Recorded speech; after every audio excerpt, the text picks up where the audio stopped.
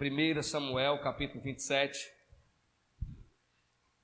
Eu vou fazer hoje aqui situá-los para as próximas mensagens, certo? Eu vou situar num contexto, e esse contexto que nós vamos estudar hoje, eu não fiz slides, porque a mensagem hoje é bem prática, não tem muita aquela coisa, mas eu vou situá-los, o que está por trás de alguns salmos. Por exemplo, o que está por trás do Salmo 32, do Salmo 54, o que está por trás do Salmo 23, que a gente às vezes lê e não sabe o que está por trás, qual era o evento que estava acontecendo que levou Davi a compor aqueles salmos que nós ainda vamos estudar. Mas hoje é uma antecipação, eu vou levá-los primeiramente lá para trás, para depois a gente retornar para os salmos e continuar os estudos. Aqui no Salmo 27, eu quero ler com vocês somente algumas partes, porque nós vamos passar por vários... Eu estou falando salmo, eu falei salmo. 1 Samuel 27. Viu? Se eu falar salmo agora, é só esse S grande que está me atrapalhando. 1 Samuel 27, nós vamos passar por alguns versículos. O Rodrigo já leu, se você lembrou, 1 Samuel 30, versículos de 1 até o versículo 6. E eu vou ler separado até encerrar lá. Mas eu me lembro, quantos aqui de vocês já leram o livro O Peregrino, de John Bunyan? Quantos já leram O Peregrino? Quantos? Pouca gente. Depois da Bíblia, esse é o livro mais lido, mais vendido na história do cristianismo. John Bunyan era um pastor que foi preso, enquanto estava preso por causa do Evangelho, ele escreveu o livro O Peregrino. Se você não leu, e se o seu filho ainda não leu esse livro, você precisa levá-lo a ler e apreciar aquele livro. Num dos episódios, lá no Peregrino, ele fala que o peregrino vinha no momento e ele caiu num poço lamacento, e aquele poço lamacento o prendeu de tal maneira que ele tentava, e quanto mais ele tentava, mais ele submergia, ele não tinha forças mais. Esse poço era chamado por ele de Vale de Lágrimas. E no Vale de Lágrimas, o peregrino se viu em tal maneira, tão angustiado, que depois de imensas tentativas, ele começa a clamar e a gritar, até que finalmente um homem enviado pelo Espírito Santo chega até ele e vai então arrancá-lo desse vale de lágrimas e vai finalmente devolvê-lo para continuar a sua viagem à cidade de Deus. É esse vale de lágrimas que eu vou chamar hoje, mas no Salmo 23 eu vou chamar de Vale da Sombra da Morte, que nós vamos ver o rei Davi entrar. É esse vale de lágrimas que talvez dará uma ideia da posição na qual você se encontra. Você pode chamá-lo de vale de lágrimas, ou você pode chamar de vale da sombra da morte, porque é isso que nós temos. Davi vai entrar nesse vale. Tudo começa no capítulo 20 de 1 Samuel. Tudo começa por causa de uma música, na verdade.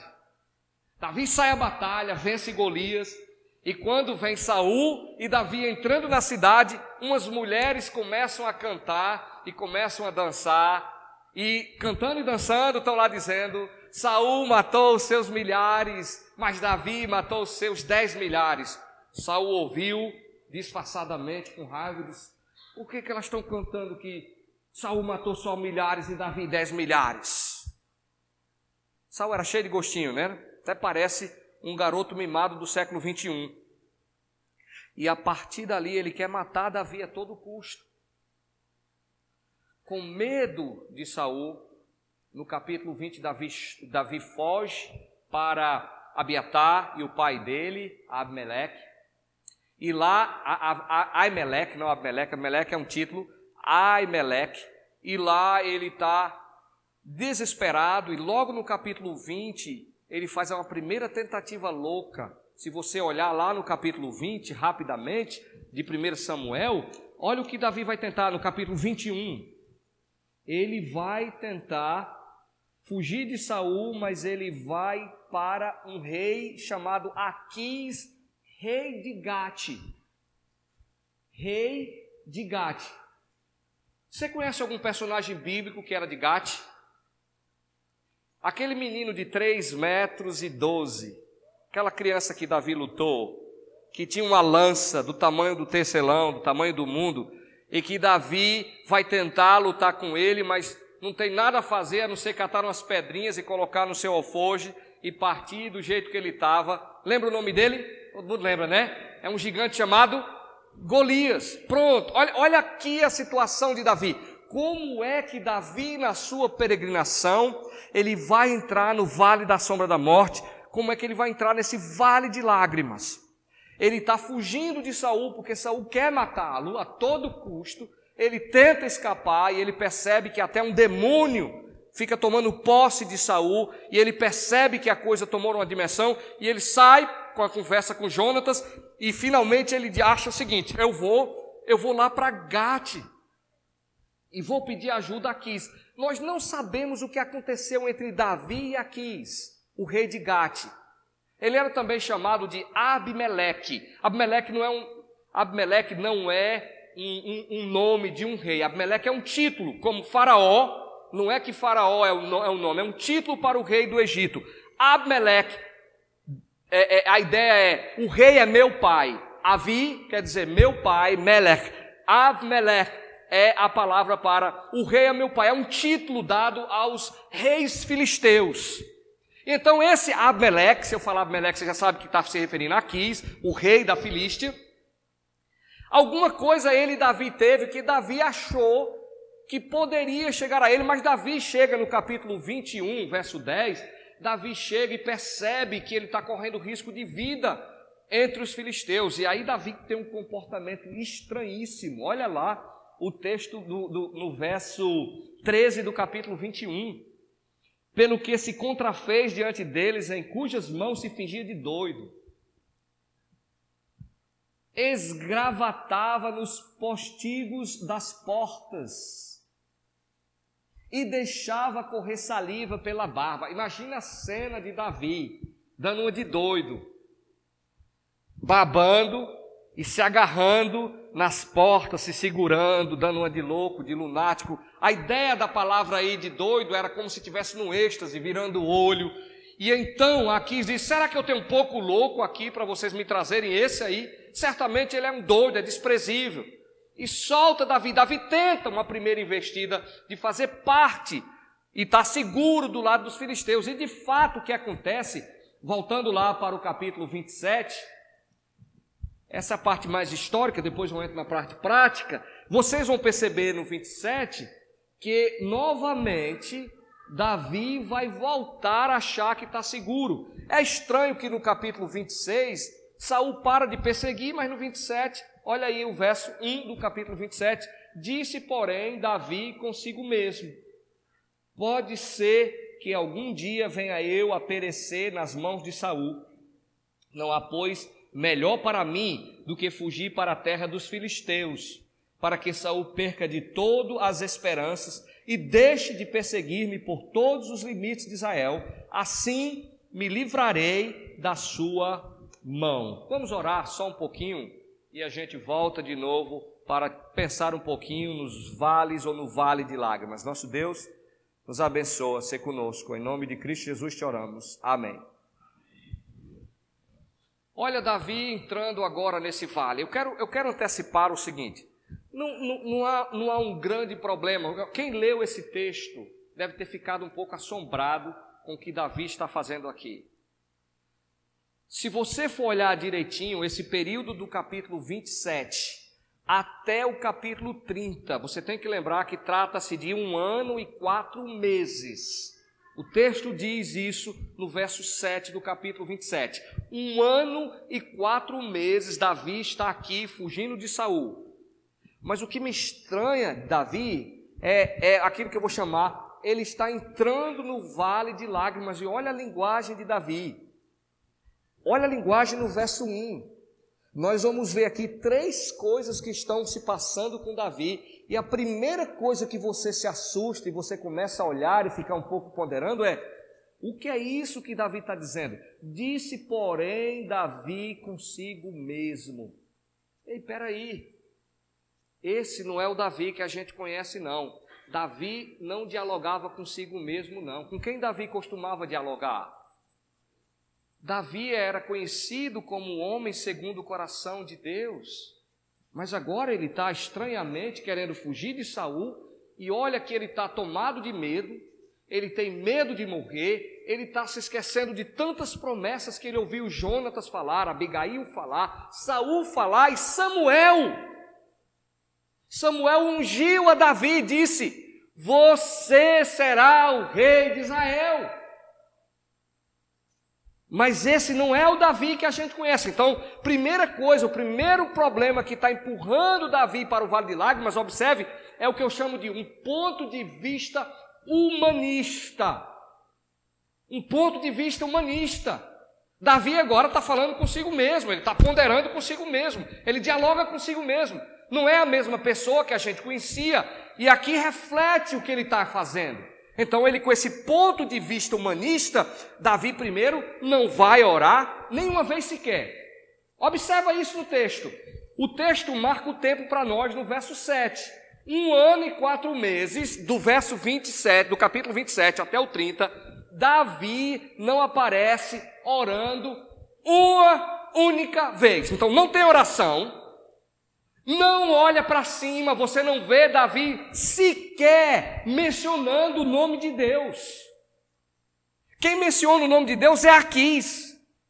E quando Aquis menciona, Aquis está enganado por Davi, está dizendo: tu és homem reto de Jeová, de Yahweh, do Senhor.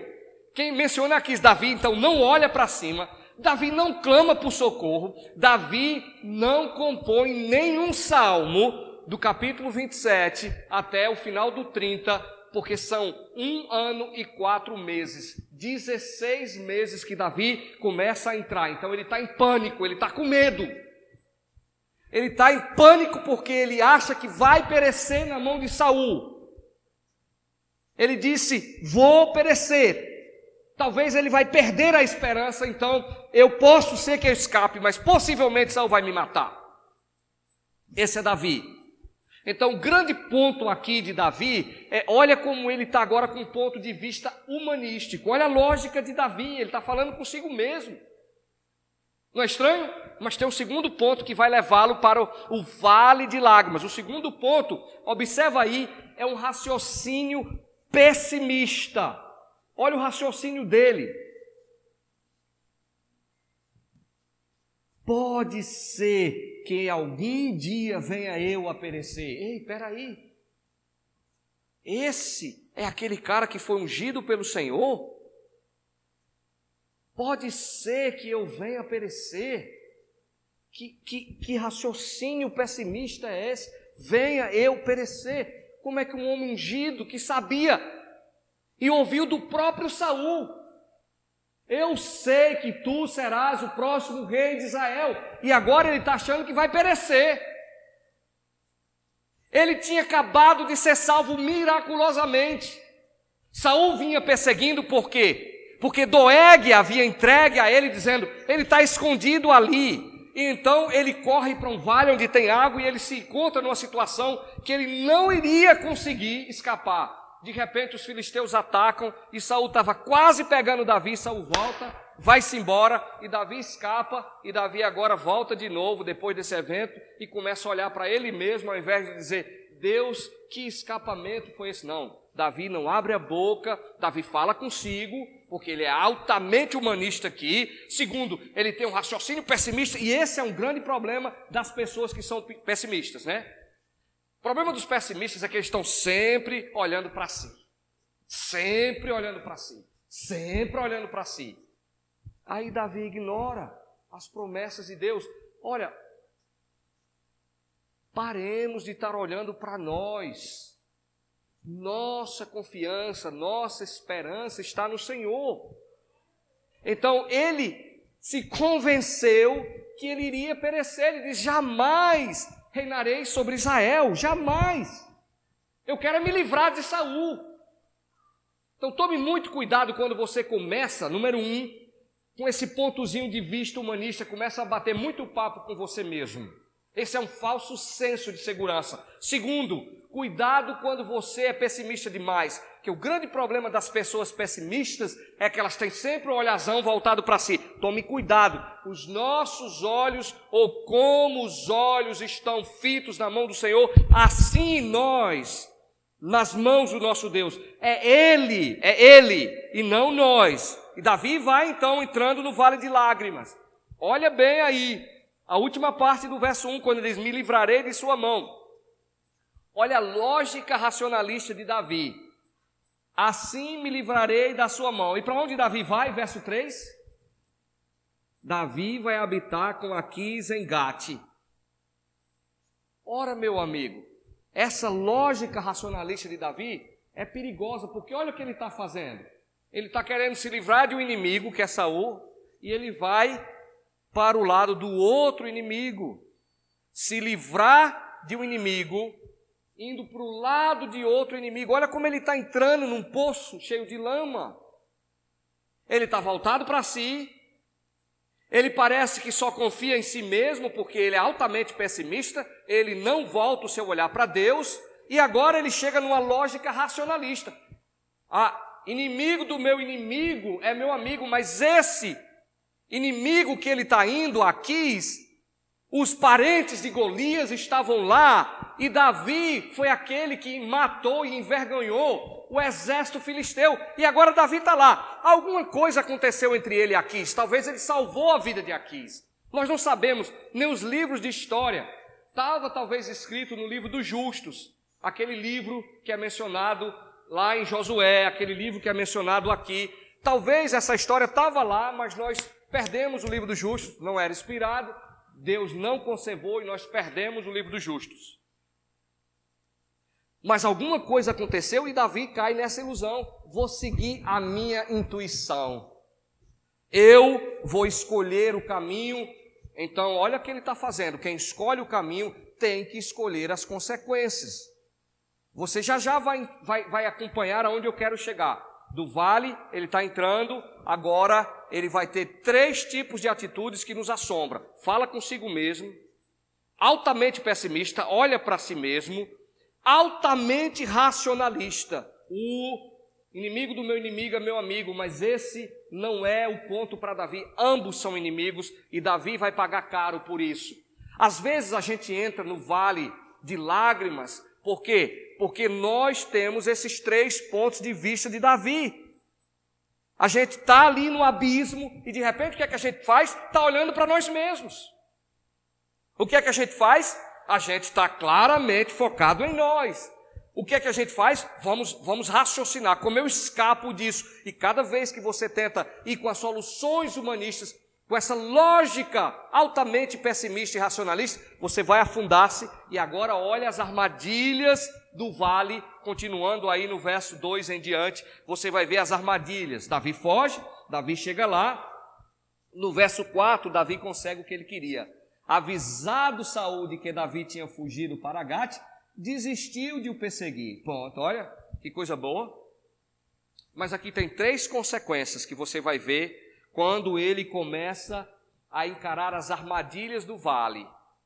As armadilhas do vale, porque quando você entra no vale, você tem que tomar muito cuidado. Só tem uma chance dentre 2 opções, uma que pode te tirar de lá e te salvar. Vou guardar para o final. A primeira consequência, quando ele finalmente entra, observa aí o que vai acontecer no verso 4. Avisado Saul de que Davi tinha fugido para Gate, desistiu de perseguir. Pronto, resolvi o meu problema. No vale das lágrimas, a primeira consequência que eu chamo é um falso senso de segurança. Um falso senso de segurança, por quê? Porque quando Saul para de perseguir, Davi agora entra numa zona de conforto. Ele acha que ele está seguro, mas onde é que ele está? Ele está do lado de lá das trincheiras, daquele que havia batalhado com ele, contra ele, que ele matou aquele povo. E esse povo, e certamente Aquis deve ter ficado muito decepcionado, mas olha aqui, um falso senso de segurança. Continua comigo, segunda consequência, verso 5, disse Davi a Aquis: se achei mercê na tua presença, dá-me lugar numa das cidades da terra para que ali habite, porque há de habitar o teu servo contigo na cidade real. Gate é a capital, Davi quer ir um pouquinho para o sul, ele quer ficar na fronteira, um pouquinho para o sul, um pouquinho mais voltado, perto lá de Israel. Eu vou puxar assim, na verdade, né? Querendo ficar lá em Israel. E aí o que é que ele faz? Ele tem, o primeiro ponto, tem um falso senso de segurança. A segunda coisa que ele vai fazer, olha que ele vai querer pedir mercê ao inimigo de Israel, ao inimigo do seu povo e ao inimigo dele mesmo. Eu vou chamar isso de submissão à causa do adversário. Davi agora está querendo dizer que vai lutar do lado do inimigo para resguardar e salvar o inimigo. Quando a gente entra no vale de lágrimas, você vai ver que esse é o contexto do Salmo 23. Ele está em pânico, ele está com medo de tudo, ele tem medo de tudo, ele está correndo, ele está fugindo desesperado. Só que ele começa a se afundar e ele vai experimentando as consequências. Aqui ele está ficando um pouco cego, ele acha que ele está seguro, mas ele jamais vai estar seguro. Segundo, ele começa agora a se submeter à causa do inimigo. Eu vou lutar ao lado do inimigo. E terceiro, observa aí, lá no verso 7. Todo o tempo que Davi permaneceu na terra dos filisteus foi 1 ano e 4 meses. Agora Davi tem um longo período de tolerância. Deixa eu aplicar isso aqui, porque talvez você está achando que isso não tem nada a ver com você. Mas vamos ensaiar como é que a gente entra nesse vale. Às vezes você acha que suas relações estão tudo ok, está 100%. O seu trabalho está 100%. Você acha que as coisas estão indo de vento em polpa. Mas tome cuidado, porque na peregrinação cristã podemos cair nesse vale. Esse vale pode cobrar um preço muito alto para nós. Mas tome cuidado que nele, diante das suas dificuldades, você tem que voltar a lembrar-se disso. Lembre-se desse detalhe. Você não pode estar olhando para você, porque se você achar que você está seguro, você está com falso senso de segurança. Jamais você está seguro. Jamais você vai ficar achando que você está numa zona de conforto. A segunda coisa aqui, quando você se envolve com o pecado, quando você começa a namorar o pecado, você começa a se submeter à causa do próprio inimigo. Sabe como são as relações, não sabe? Estou dizendo isso porque eu sei que alguns jovens, depois da minha pregação de domingo, chegou ao meu conhecimento que alguns jovens estão namorando com descrentes. Estão se envolvendo com descrentes. Depois eu vou conversar certamente com eles. Mas me preocupa é se esses jovens estão conscientes dos riscos que eles estão correndo. Por quê? Porque no começo a gente acha que é uma autodefesa, é porque eu estou sozinho, eu não achei ninguém, e ele acha que estar acompanhado é melhor do que estar só em algumas consequências. E aí o que é que ele faz? A primeira coisa que ele começa é ter um falso senso de segurança. Ali é a pessoa da minha vida, ali é a pessoa que eu amo, e você não tem a mínima ideia onde aquilo pode desencadear. É fato que Deus pode ter misericórdia, mas abra o olho, tome muito cuidado com isso. Segundo, cuidado para você não estar se submetendo à causa do adversário. Ele está te pegando e vai te usar e vai te levar para esse vale. Ele vai te jogar no vale da sombra da morte, no vale de Inom. Ele vai te deixar lá jogado e arriado. E você daqui a pouco está servindo a um instrumento não mais da justiça, como o apóstolo Paulo fala, mas como instrumento de iniquidade, porque você está sendo usado para a causa do inimigo e não para a causa pela qual você foi chamado. Cuidado com a longa, a demorada tolerância. Você começa a achar que está tudo ok, você acha que isso é bobagem, que isso não tem nada a ver, mas nós sabemos que a Bíblia diz no Senhor. Casamento é no Senhor. Como nós assumimos que o namoro é para casamento, então eu quero só lhe alertar. Eu quero só abrir o seu olho. Tome muito cuidado. Você pode estar entrando numa armadilha que pode cobrar caro e o preço talvez você não terá condições de pagar. Você só está entrando no vale. as consequências vão chegar já já, mas as armadilhas já estão lançadas, e uma delas é o perigo do longo tempo de tolerância. Você começa a achar que esse pecado está beleza, que ele começa a ser comum para você, você se torna quase que parente desse pecado, você sente falta da promiscuidade ou do que quer que seja que te levou a isso, mas abra o seu olho, por favor, abra o seu olho. Terceira coisa, estou situando vocês, mas vocês vão entender melhor o Salmo depois que eu voltar a apontar esses itens. Os efeitos do vale, agora eu quero, nos versos 8 e verso 9, para os efeitos do vale de lágrimas. A primeira coisa aqui está no verso 8 e 9. Olha o que vai acontecer com Davi. Tem um ditado que diz assim: quem planta ventos, colhe tempestade, né? É um ditado muito comum. Davi vai começar a colher tempestade aqui. A primeira tempestade que você vai ver, os primeiros ventos que Davi vai captar, está no verso 8 em diante. Diz: subia Davi com os seus homens e dava contra os Gesuritas, os Gessitas e os Amalequitas, porque eram estes os moradores da terra desde Telã, na direção de sul, até a terra do Egito.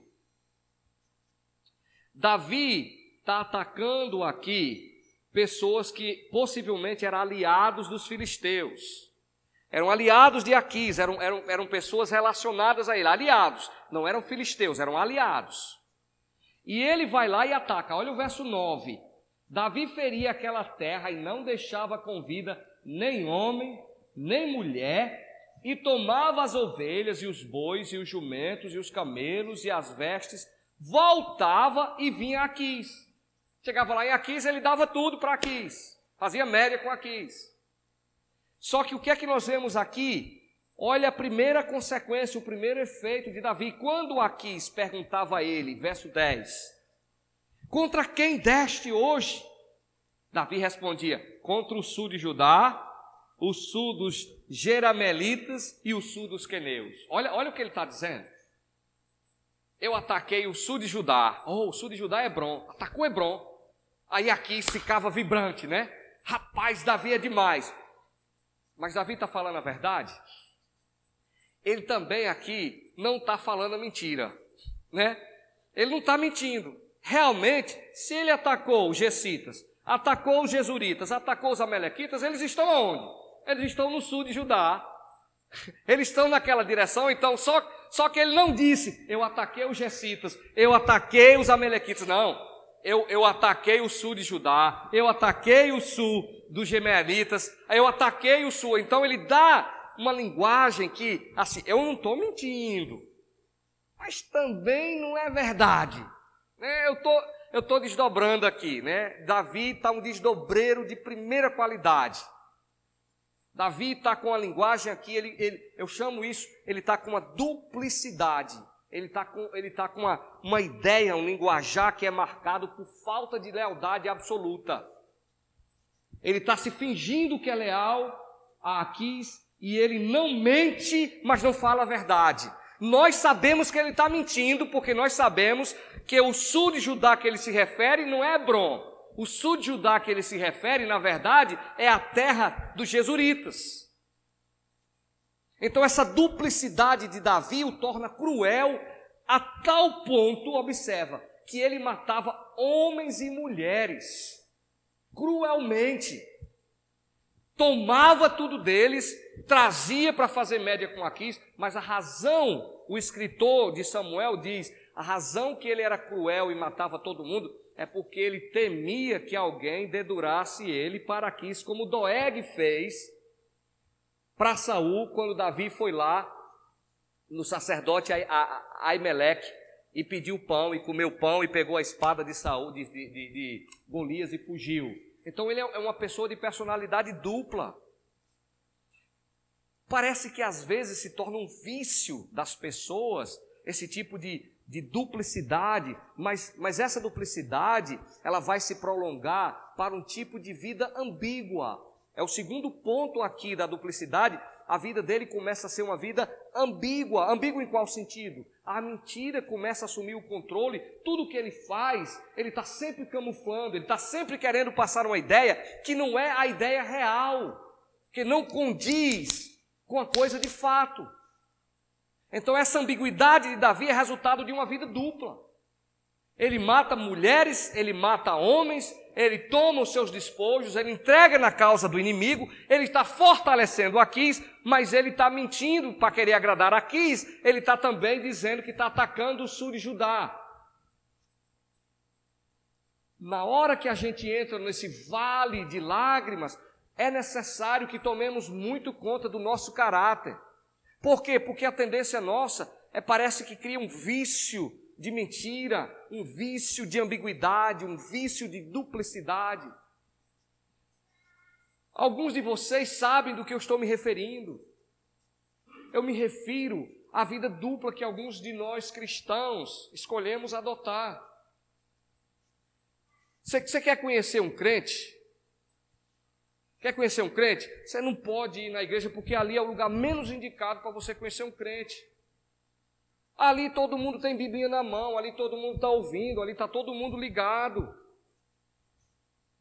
Olha como a coisa toma uma dimensão simples. Agora, bote esse crente no meio da adversidade, bota ele para fazer algumas atividades.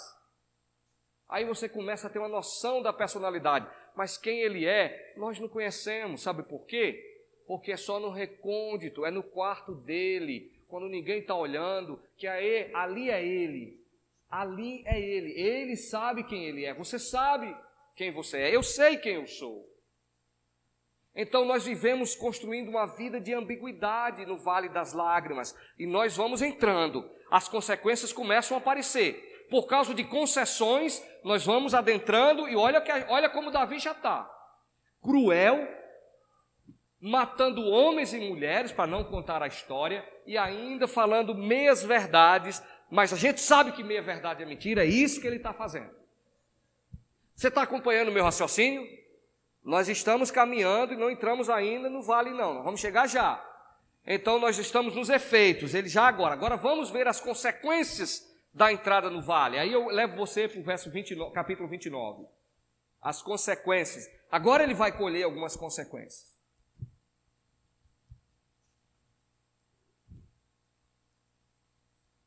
Capítulo 29, verso 6 e verso 7 e 8. Saul está vindo para a luta e guerra contra Israel. Chegou a hora de Israel e Filístia se enfrentarem. Chegou a hora da guerra. Esse período todo que eu estou narrando para vocês, vários focos de guerra. Saul tentando defender o território de Israel, Davi defendendo e enriquecendo Aquis, porque está atacando aquelas regiões que nós mencionamos, e agora chegou uma batalha final. É nessa batalha que Saul vai morrer, que vai morrer Jonatas, que vai morrer os filhos de Saul. É nessa batalha que cai muita gente de Israel. E Davi, olha de que lado ele está. Verso 6 em diante. Então Aquis, capítulo 29, chamou a Davi e lhe disse: tão certo como vive o Senhor. Essa é a primeira vez que o nome do Senhor é mencionado.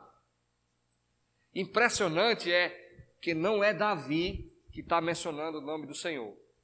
Aqui é Aquis. Tão certo como vive o Senhor, tu és reto. Dói, né? Você ouvir isso, tu és reto, e você sendo alguém que sabe que você está trairando, que você está mentindo, que você está manipulando, que você tem duplicidade, que você é uma pessoa altamente de ânimo dobre, você está maquinando e ouvir alguém, confia em você, e ele ainda usa aí o nome de Deus, Yahweh. Tão certo como Yahweh vive, tu és reto, e me parece bem que tomes parte comigo nesta campanha. Que campanha é essa? A batalha contra Israel. Porque nenhum mal tenho achado em ti, desde o dia em que passaste para mim, até o dia de hoje. Porém, os príncipes não agradam. Primeira coisa aqui é, Davi é um homem sem pátria, ele está perdendo a sua identidade. Quem é essa pessoa que esse homem está dizendo que é reto? Quem é essa pessoa que esse homem, usando o nome de Deus, está dizendo que não tem encontrado mal nenhum nele? Quem é esse homem aí? Davi está numa crise de identidade tal que ele é alguém até sem pátria. E aí a parte final é: os príncipes não agradam, eles não querem, eles não veem você como filisteu. Você é israelita, mas você nem tem condições de estar lá. É essa crise de identidade, essa perda de identidade, que é um primeiro passo no espiral descendente da carnalidade. Porque você começa a esquecer quem de fato você é. Você começa a adentrar esse vale e você toma um tipo de comportamento que é até possível que as pessoas digam: tão certo como vive o Senhor, você é reto, eu não vejo mal nenhum. Mas você sabe da sua conduta, você sabe aonde você está cavando, você sabe qual é a cova que você vai entrar. E antes que você entre, é aquilo que nós estamos querendo te alertar agora, dizendo: é melhor você parar enquanto tem tempo. Por quê? Porque quando você começa a perder a identidade, você começa até a acreditar nas suas próprias mentiras. Sabe aquele tipo de gente que mente tanto, mas mente tanto, que daqui a pouco até ele mesmo está acreditando na mentira dele. Já conhece gente assim? Mas como é que pode um negócio desse? Me diga. A pessoa mente, esquece que você sabe que ela está mentindo, mas ela mente tanto que daqui a pouco ela é capaz até de defender. Diz: não, aconteceu. Eu digo: não, tu está esquecendo que eu estava lá. Tu está mentindo pela madrugada. Será que você mente ao ponto de querer convencer a si mesmo das suas próprias mentiras? E incrível que pareça, tem pessoas que vivem assim. Você passa a acreditar até nas suas próprias mentiras. Nessa situação, você acha a opinião dos outros muito importante. Então, você quer sempre que os aquises, que essas pessoas te elogiem. Por quê? Porque você, no final das contas, está no vale, mas você está todo camufladinho. E é fácil a gente desdobrar, né? Porque ninguém conhece ninguém. Eu posso dar uma de espiritual, eu posso passar uma de espiritual, mas no fundo eu estou só preocupado com reputação. O que é reputação? Reputação é a opinião que os outros têm sobre mim. Então eu posso manipulá-las, ao ponto até de ser quem eu sou, como Davi é aqui, alguém duplo, alguém ambíguo, e aqui isso ainda dizer: tu és reto, ou seja, em ti há pureza, as coisas são bem claras contigo. Olha bem a situação, isso é reputação. Vamos falar de caráter? Quem realmente é Davi? Quem realmente é Roque? Quem realmente sou eu? Será que Davi estava começando a acreditar na mentira que ele estava vendendo? Reputação. Preocupado com a opinião dos outros. Agora vamos falar de caráter. Caráter não é aquilo que as pessoas dizem sobre você. Caráter é o que você é. É eu na minha relação com aquele que realmente vive e me conhece. Isso é caráter. Então, enquanto aqui está preocupado e fala de reputação, Davi bem sabe que ele não é nada disso aqui nesse momento que Aquis está dizendo. Nada, nem perto. Então, Davi perde a sua identidade, mas a coisa vai longe. Já estou terminando. Ele manda Davi embora. Pode ir embora, Davi. Os príncipes não confiam em ti. Eles estão dizendo que você vai arrancar a nossa cabeça. Chegar na hora, você vai arrancar a cabeça deles. Não, pode ir para casa. E Davi vai para casa. Olha agora o capítulo 30. Quando ele chega lá, ele e os seus homens, lá em Ziclag, já os amalequitas, verso 1, capítulo 30, já os amalequitas tinham dado com ímpeto contra o sul e Ziclag, e a esta ferido e queimado. Imagine o desespero quando eles vão subindo a montanha e que eles chegam e olham lá embaixo. Eles estavam indo numa campanha, então eles vêm descendo. Então aqui tem um vale, Ziclag, e quando eles chegam bem aqui, eles veem o fogo subindo. Olha o desespero. Olha o passo apressado entre as rochas. Olha a respiração sofregante. Olha a respiração do cansaço, tenso cada um. O que aconteceu?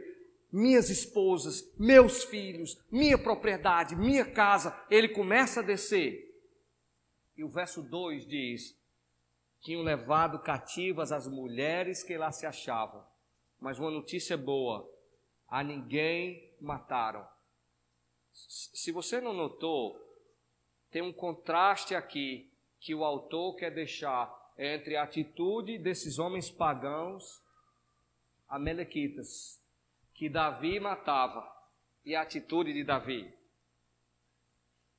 Enquanto esses homens pagãos que não conheciam o Senhor não mataram crianças e nem mulheres, Davi atacava a região deles, dos amalequitas, e matava todo mundo. Está vendo um contrastezinho aqui?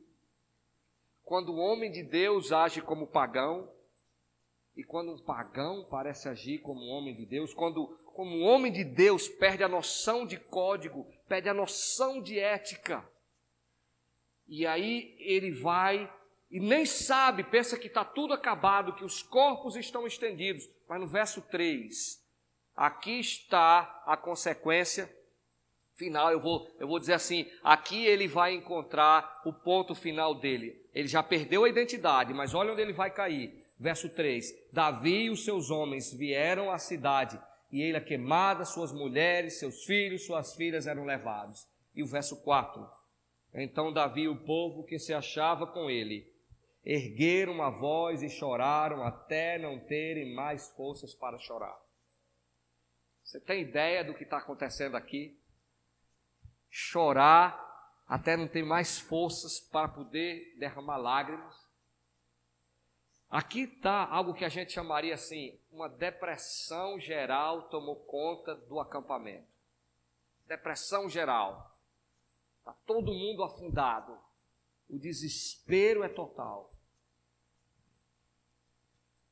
Então, o que acontece com Davi? O texto diz, olha a primeira coisa,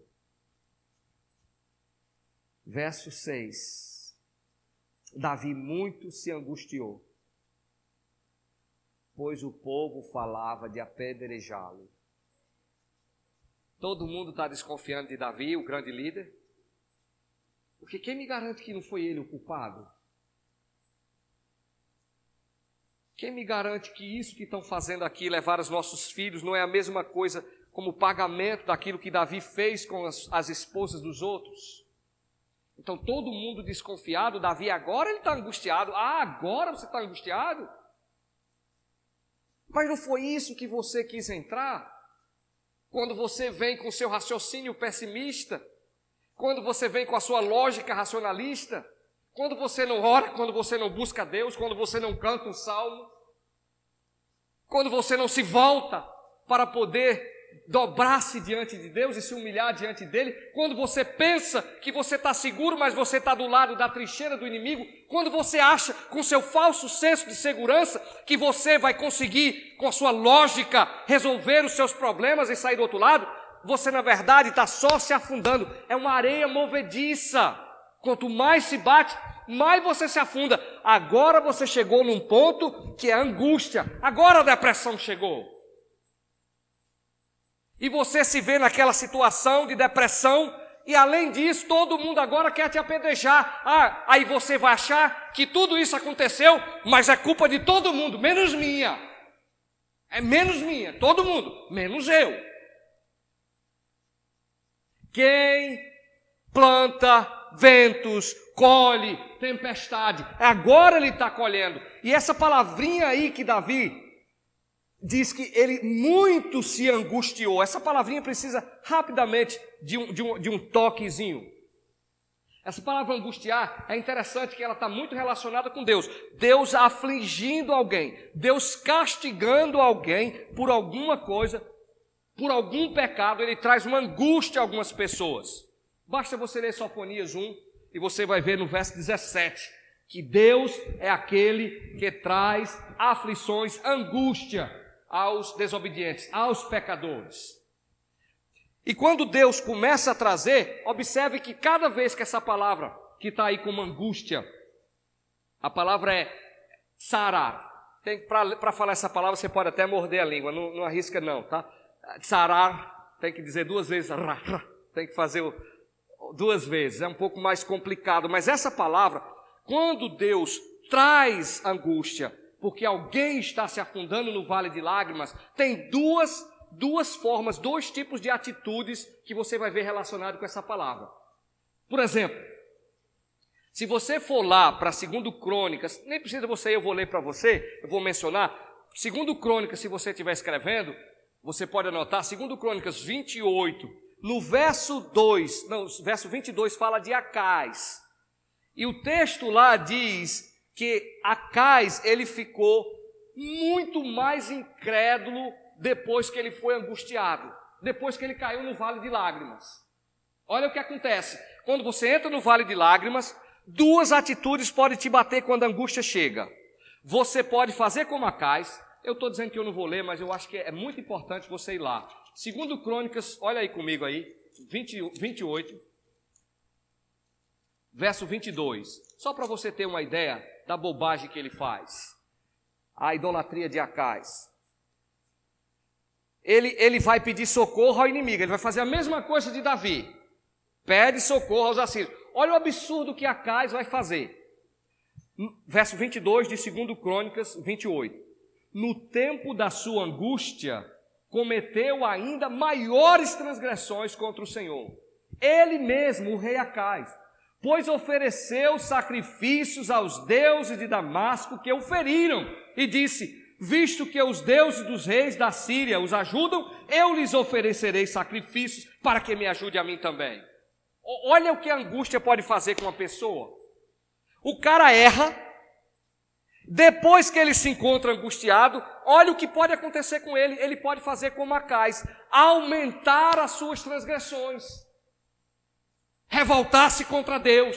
Ele cava, ele entra no vale, ele desobedece, ele planta os ventos. Agora, quando a tempestade chega, ao invés de ter uma atitude diferente, não, ele vai querer ficar com raiva, cerrar os pulsos para Deus.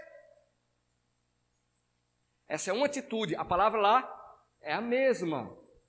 Mas essa mesma palavra aparece com alguém horrível. O nome desse cidadão era um rei chamado Manassés. Esse Manassés, essa peça rara, está aí também em 2 Crônicas 33, 12.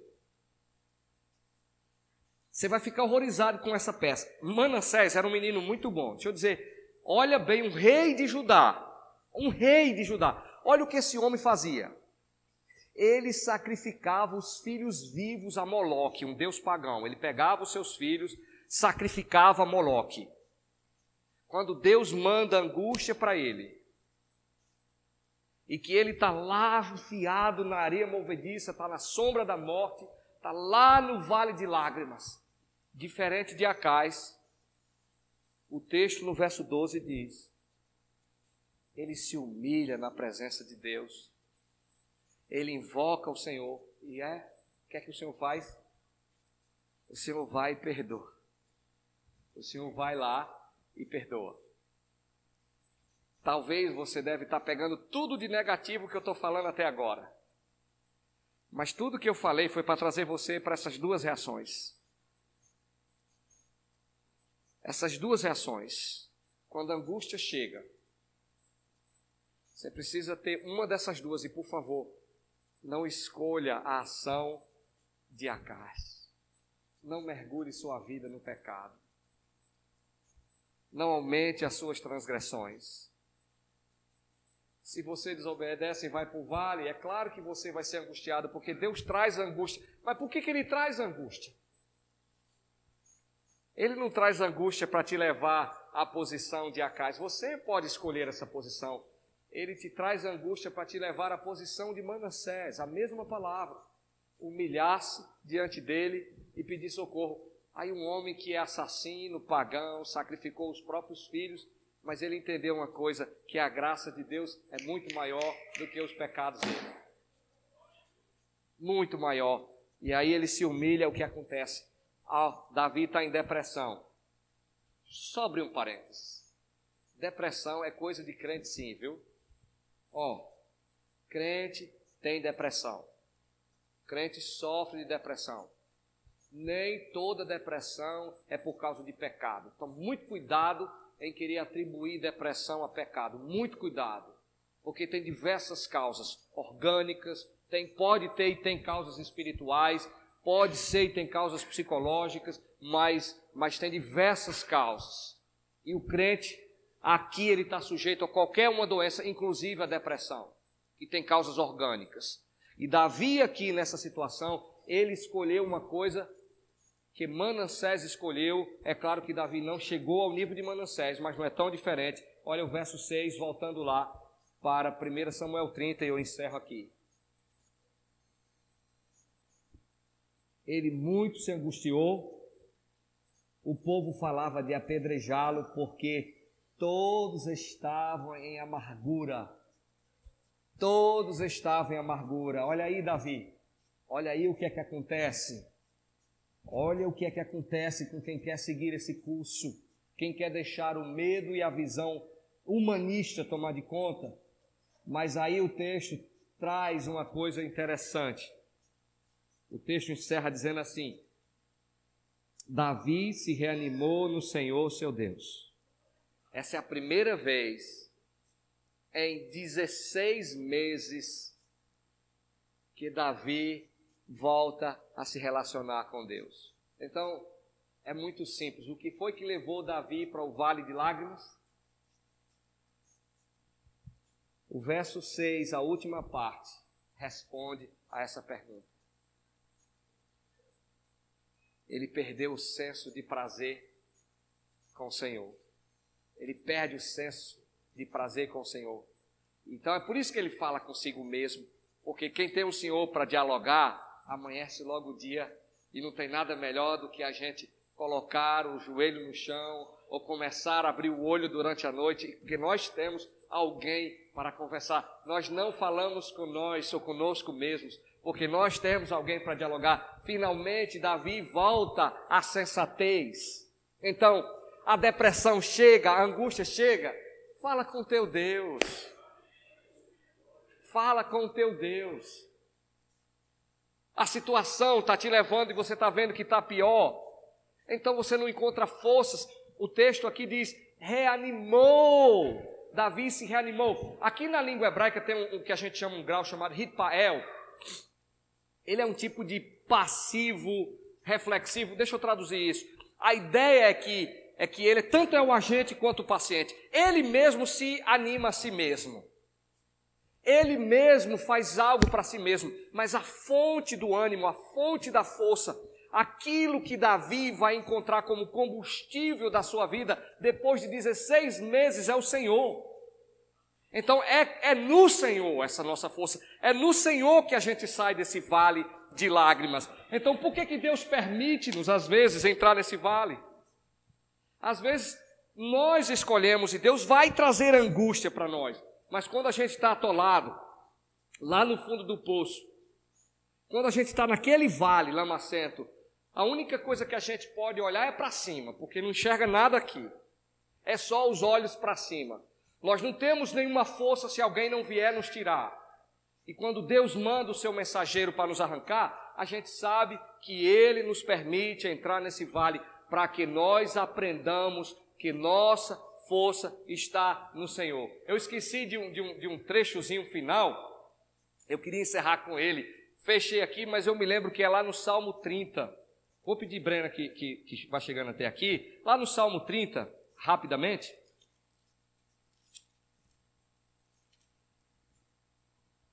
Olha o verso 5. Nós vamos pregar sobre esse salmo. Olha o verso 5. Diz assim: porque não passa de um momento a sua ira. Olha que verso lindo. O seu favor dura a vida inteira. Ao anoitecer pode vir o choro, mas a alegria vem pela manhã. Então, meus irmãos, vamos nos erguer no Senhor. Se você está fraquejando nas suas relações, se você está querendo se distanciar do Senhor, seu ânimo está nele, a sua força está nele. Então espera no Senhor, espera no Senhor, espera no Senhor teu Deus, se reanima nele, e nós vamos depois estudar outros salmos que têm relação com isso, dentre eles o Salmo 23. Que Deus abençoe, medita aqui naquilo que vai ser cantado para o louvor do Senhor.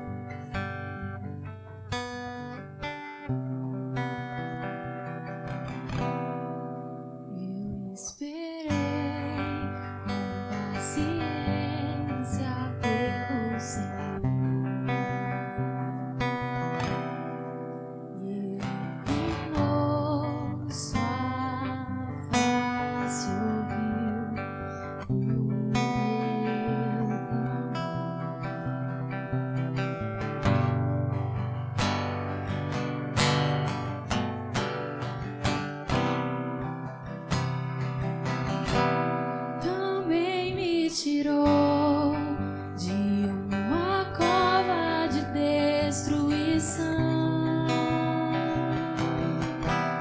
e me colocou sobre uma rocha firmada por tua mão. Pode ficar de pé.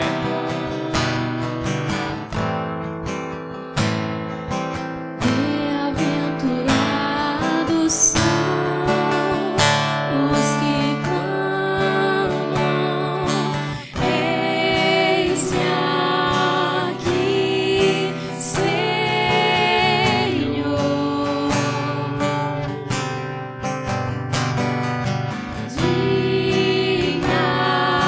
Digna-te, Senhor.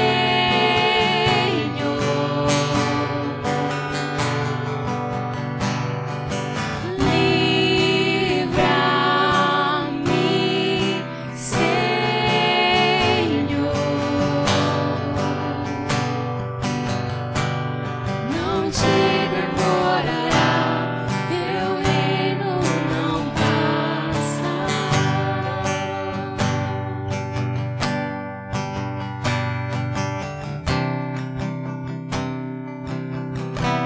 Nós vamos continuar cantando, mas quero convidar Felipe para preparar para a oferta. Vamos orar e você pode, enquanto elas vão estar cantando, você pode vir dedicar ao Senhor a sua oferta, a sua oração. E nós vamos orar então enquanto Felipe prepara aqui. Nosso Deus, recebe tudo para a tua glória. Essa cova que Davi caiu, muitos de nós passamos por ela. O segredo está como nós saímos, olhando para cima, orando a Ti, cantando a Ti, abraçando Tua mão poderosa, se reanimando no Senhor. Anima o Teu povo, Deus, faz-nos esperar em Ti, confiar em Ti. No nome santo de Jesus é que nós choramos. Amém. Você pode vir e depositar a sua oferta em adoração ao Senhor. Eu coloquei minha esperança no meu Senhor, e Ele firmou os meus passos, e eu proclamo o seu amor.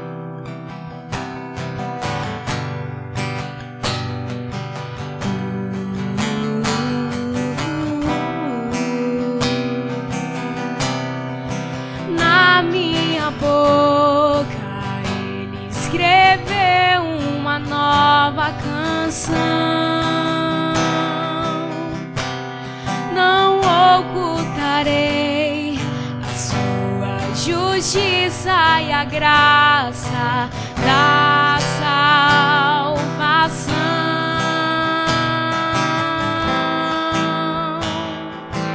Bem-aventurados são os que clamam, eis-me aqui, Senhor.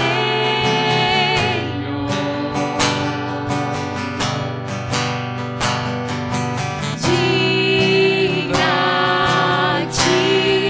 Senhor.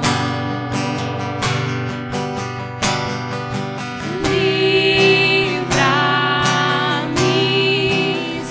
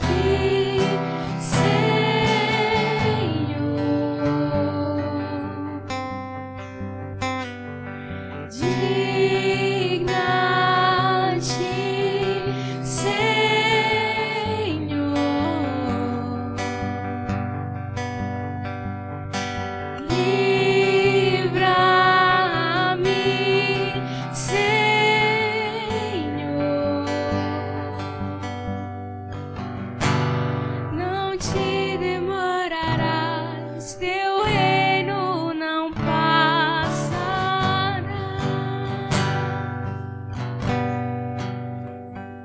Deus, como é bom te louvar, como é bom contar com a tua misericórdia, como é bom contar com o teu reino, o teu governo, a tua autoridade sobre nós. Tudo é teu, Senhor, e nós acabamos de te adorar com aquilo que o Senhor tem nos dado. Devolvemos a ti, queremos ser usados por ti, queremos ser instrumentos do teu reino. Abençoa esta igreja, todos nós. Dá-nos ânimo, ó Deus, ergue a mais abatida de todas as almas hoje à noite. Em nome de Cristo Jesus te oramos. Amém. Que a graça do Senhor esteja com todos vocês. Deus abençoe. Uma boa noite.